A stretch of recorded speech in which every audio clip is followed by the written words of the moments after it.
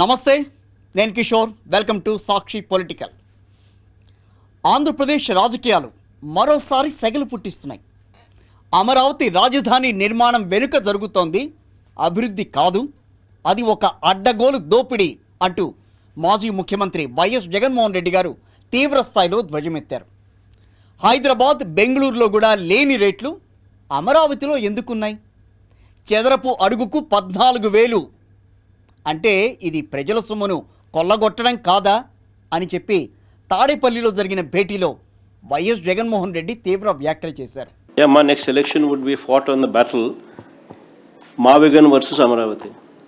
Yes, we would stand by it. We are for Mavigan. Everybody who is for Mavigan will vote for YSRCP.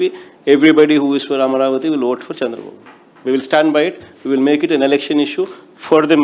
We'll put it up in the manifesto also. Mavigan, YSRCP. We will stand by it. Let's see how people will vote. ప్రస్తుతం ఈ వ్యాఖ్యలే social మీడియాలో viral అవుతున్నాయి.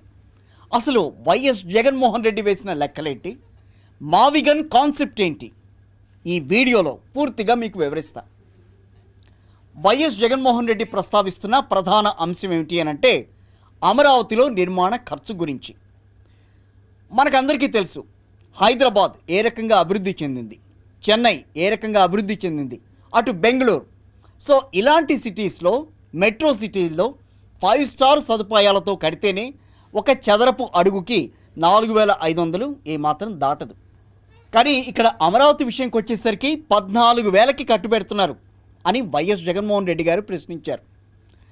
ఇంత భారీ ధరతో కడితే కనుక రాష్ట్ర ఆదాయం ఏం కావాలి?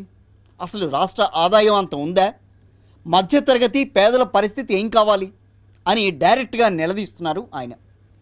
ఇది కేవలం రాజధాని నిర్మాణం కోసం మాత్రం కాదు, కాంట్రాక్ట్ల పేరుతో ఒక కమిషన్లు దండుకోవడానికి చంద్రబాబు వేసిన మాస్టర్ ప్లాన్ అని వైఎస్ జగన్మోహన్ రెడ్డి గారు ఆరోపించారు. సరే, రాజధాని నిర్మాణం మేము చేస్తున్నాం, ఇట్లా చేస్తాం, అలా చేస్తాం, రాజధాని అమరావతి అంటే మ్యాప్లో చూపించటమే కాదు, దాన్ని నిజంగా ప్రపంచ రాజకీయ పట్టంలోనే కాకుండా ప్రపంచ పట్టంలో దానికంటూ ఒక గుర్తింపు తీసుకొస్తాం అని చెప్పి ప్రస్తుత ప్రభుత్వం చెప్తోంది కదా. దానికి అసలు మీరు ఖర్చు పెట్టేదానికి అయ్యే ఖర్చుకి ఎంత తేడా ఉందనేది వైఎస్ జగన్మోహన్ రెడ్డి గారు తన మాటల్లో స్పష్టంగా వివరించారు. ఒక ప్రాక్టికల్గా లెక్కను కూడా ఆయన ప్రజల ముందుంచారు.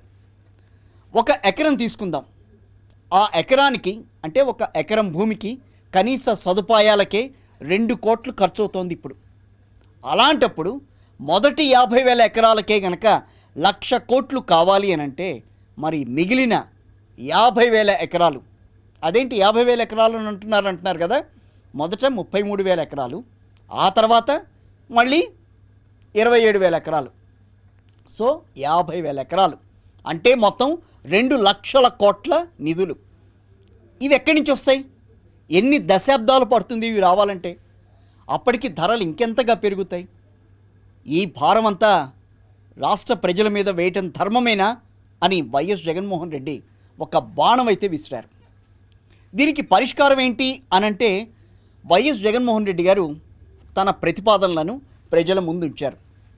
అందులో 2 ప్లాన్లు ఉన్నాయి. ఆ ప్లాన్ ఏ ఏంటంటే కార్యనిర్వాహక రాజధానిగా వైజాగ్, ఇది ఇప్పటికే అభివృద్ధి చెందిన నగరం కాబట్టి ఖర్చు తక్కువ, అభివృద్ధి చేయాల్సిన అవసరం చాలా తక్కువ ఉంటుంది, దానికి ఖర్చు కూడా చాలా తక్కువ ఉంటుంది. ఒకవేళ ఇదే ప్రాంతంలో అభివృద్ధి చేయాలి అని అనుకుంటే మావిగన్ అనే 110 కిలోమీటర్ల హైవే కారిడార్ను డెవలప్ చేయాలని వైఎస్ జగన్ సూచించారు.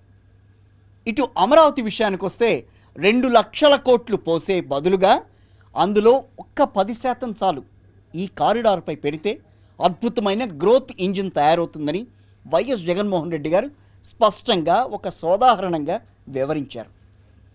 సరే, వైఎస్ జగన్మోహన్ రెడ్డి గారు ఆ రకంగా ప్రస్తావించిన అంశాల గురించి ఇక్కడ ఎవ్వరూ తప్పుపట్టడం లేదు. కానీ ఆయన దూరదృష్టితో మచిలీపట్నం అంశాన్ని ఇక్కడ తెరపైకి ఎందుకు తెచ్చారు అని చెప్పి చాలామంది మాట్లాడుతున్నారు. రాజకీయ నాయకులంతా కూడా ఎందుకు మాట్లాడకూడదు? మచిలీపట్నంలో బందర్ పోర్టు నిర్మిస్తున్నారు. మచిలీపట్నాన్ని రాజధానిలో భాగం చేస్తే గనక ఆంధ్రప్రదేశ్ అభివృద్ధికి అది మరింతగా దోహదపడుతుందని వైఎస్ జగన్మోహన్ రెడ్డి గారి ఆలోచన. అటు చెన్నై కానీ ఇటు ముంబై లాంటి ఈ రెండు నగరాలు, చెన్నై ఏ రకంగా అభివృద్ధి చెందింది, ముంబై వంటి నగరాలు, ఈ నగరాలన్నీ కూడా అభివృద్ధి చెందడంలో పోర్టులే కదా కీలక పాత్ర పోషించాయి. ఈ విషయాన్నే ఆయన గుర్తు చేశారు. దీన్ని నమ్మడంలో మనకు ఎటువంటి అనుమానం లేదు. చెప్పేవాళ్ళు, దాని మీద విమర్శించే వాళ్ళకు ఒక అనుమానం అయితే ఉండొచ్చు. అందుకే అంటున్నారు, రాజధానిలో సముద్ర తీరం ఉన్న మచిలీపట్నాన్ని ఇక్కడ కలపాలి అన్నది మావిగన్ ద్వారా వైఎస్ జగన్ ప్రధాన డిమాండ్.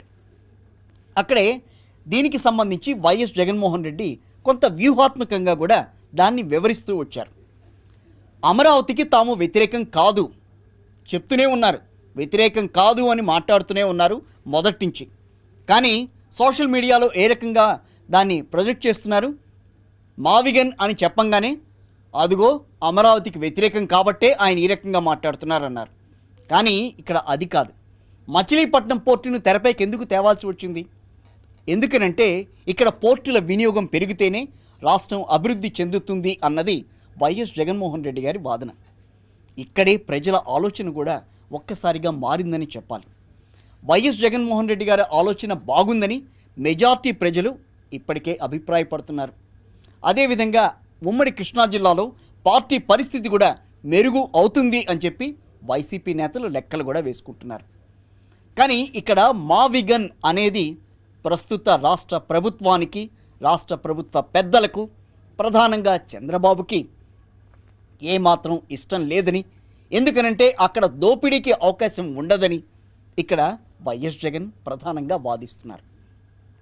తాజాగా ఆయన ఒక మావిగన్కి సంబంధించి మళ్ళీ గళం విప్పారు. ఏం చెప్పారు? మొదట్లో మావిగన్ అంటే ఏంటని చెప్పారు, మావిగన్ వల్ల వచ్చే లాభాలేంటో చెప్పారు, మావిగన్ ఎందుకు మేము ప్రస్తావించాల్సి వచ్చింది అనే మాట కూడా చెప్పారు. సో ఎప్పుడైతే మావిగన్ అన్న పదాన్ని బయటికి తీసుకొచ్చారో, మావిగన్, అమరావతి వీటన్నిటి గురించి మాట్లాడటం మొదలెట్టారు. మీడియా సమావేశంలో కూడా ఆయన దీని గురించే మాట్లాడారు. ప్రధానంగా ఆయన చెప్పింది, ఖరాఖండిగా ఆయన మాట్లాడింది ఒక్కటే, తమ ఎన్నికల మేనిఫెస్టోలో మావిగన్ మేము పెట్టబోతున్నాం అని వైఎస్ జగన్ స్పష్టంగా చెప్పారు. వైఎస్ జగన్మోహన్ రెడ్డి గారు ఎన్నికల మేనిఫెస్టోలో పెట్టారు అనంటే అది ఖచ్చితంగా చేస్తారు. ఎందుకనంటే గతంలో మేనిఫెస్టోలో చేసిన ఏదైతే హామీలు ఇచ్చారో అవన్నీ అమలు చేసిన ఘనత వైఎస్ జగన్మోహన్ రెడ్డి గారి ప్రభుత్వానికి దక్కుతుంది. కాదనంటారా? ఒక్కసారి బేరీజ్ వేసుకోండి. గతంలో ఏం చెప్పారు, ఎన్ని వాటిల్లో అన్నిటినీ కూడా ఫుల్ఫిల్ చేస్తూ వచ్చారు, వీటన్నిటిని కూడా ఒక్కసారి బేరీజ్ వేసుకుంటే తెలుస్తుంది.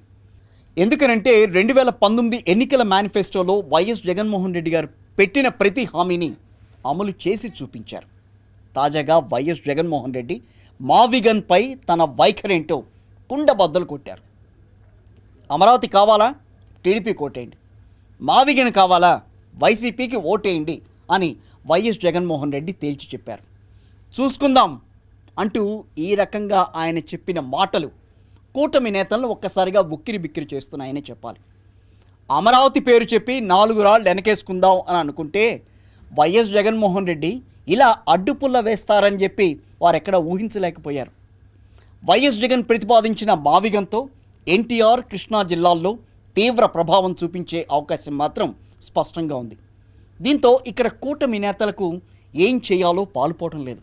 మొత్తానికి వైఎస్ జగన్మోహన్ రెడ్డి గారు ఆంధ్రప్రదేశ్లో మావిగన్తో ఒక రకంగా ప్రకంపనలు సృష్టించారని చెప్పాలి.